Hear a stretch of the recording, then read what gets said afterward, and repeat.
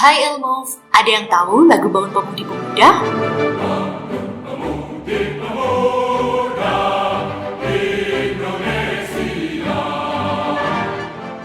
Yap, lagu yang membangkitkan semangat ini cocok sekali buat Hari Sumpah Pemuda.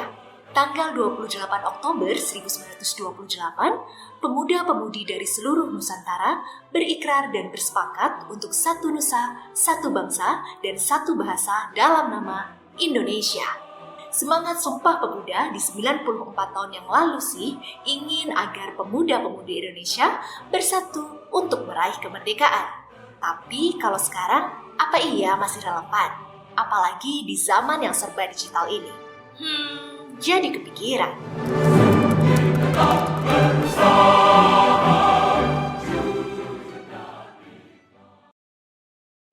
Dulu, waktu belajar di IPS, kita belajar ada banyak persatuan pemuda di berbagai daerah.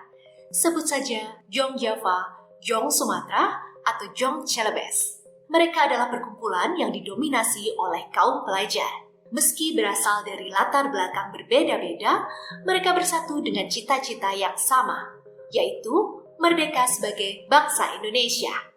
Hasilnya, pada Kongres Pemuda II, pada 27 hingga 28 Oktober 1928, Persatuan Pemuda se-Indonesia menetapkan dua hal yang bisa dianggap melawan hegemoni penjajah, yaitu lagu kebangsaan dan bahasa nasional.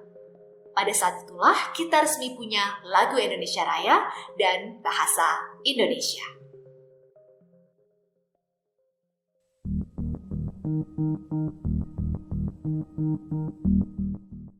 Jika 94 tahun lalu para pemuda memperjuangkan bangsa kita untuk merdeka, maka di tahun 2022 ini pemuda juga memiliki peran yang tak kalah besar, yaitu membawa Indonesia untuk semakin maju melalui transformasi digital. Kok bisa begitu ya? Yap, kita yang mayoritas adalah anak millennials dan Gen Z adalah digital native, atau orang yang lahir di mana teknologi dan internet sudah berkembang pesat. Dibandingkan dengan generasi sebelumnya yang berstatus digital imigran, kita bisa lebih cepat beradaptasi dengan perkembangan teknologi terkini. Kerasa kan bedanya waktu kita dan oma-opa pas pakai HP baru? Hal ini juga didukung dengan temuan ASEAN Digital Generation Report tahun 2021 yang menyebutkan bahwa pemuda menjadi guru bagi generasi di atasnya untuk kemampuan digital. Selain itu, jumlah pemuda digital native yang kita miliki ada banyak banget loh. Dari 270 juta penduduk Indonesia, ada 41,2% atau sekitar 110 juta orang berusia 18 sampai dengan 44 tahun. Jika kita bandingkan dengan total pengguna internet di Indonesia yang berjumlah sekitar 200 juta, maka bisa dipastikan ada banyak sekali pemuda yang sudah akrab dengan internet. Maka dari itu, pemuda menjadi potensi kekuatan yang sangat besar untuk memperjuangkan transformasi digital di Indonesia.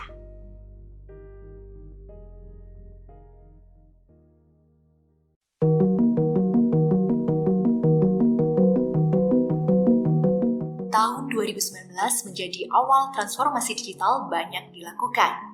Pandemi COVID-19 benar-benar telah banyak mengubah lanskap kehidupan masyarakat. Google, Temasek, dan Bain pada tahun 2021 mengungkapkan perubahan yang paling terasa ada di bidang kesehatan dan pendidikan. Kedua sektor ini dalam waktu singkat menjadi sangat mengandalkan teknologi digital. Dalam bidang kesehatan misalnya, saat rumah sakit memfokuskan layanan pada penanganan COVID yang mana mobilitas masyarakat pun dibatasi, masyarakat diarahkan menggunakan telemedicine. Telemedicine juga kemudian menjadi perpanjangan tangan untuk perawatan pasien COVID. Begitupun juga dengan bidang pendidikan. Sistem pendidikan langsung melakukan banyak perubahan ke sistem daring, pun sayangnya banyak juga yang tidak siap. Selain kesehatan dan pendidikan, setidaknya ada 5 sektor lain yang juga berkembang dengan pesat, seperti e-commerce, transport and food, online travel, online media, dan juga financial service. Pandemi sukses membuat konsumsi layanan ekonomi digital tumbuh pesat. Hal ini didorong oleh masyarakat yang menemukan a new way of life melalui teknologi digital. ekonomi digital akan terus diadopsi dan meningkat penggunaannya. Akselerasi ekonomi digital juga meningkatkan willingness masyarakat untuk menghabiskan uang mereka dalam berbagai hal, seperti berbelanja, hiburan, transportasi online, dan juga layanan pesan antar makanan.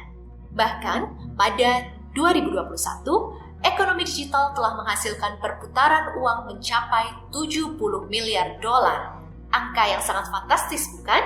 Potensi teknologi yang begitu besar tentu harus dimanfaatkan sebaik-baiknya. Namun, kembali lagi, benefit tersebut bisa dirasakan apabila kita mempersiapkan digitalisasi dengan matang dan baik.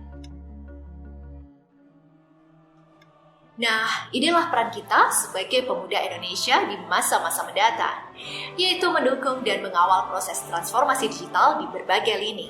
Akan lebih baik lagi jika kita ikut terlibat di dalamnya, seperti menjadi pelaku yang juga memanfaatkan peluang emas melalui transformasi digital.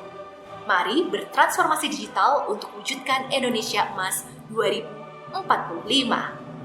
Maju terus, pemuda Indonesia!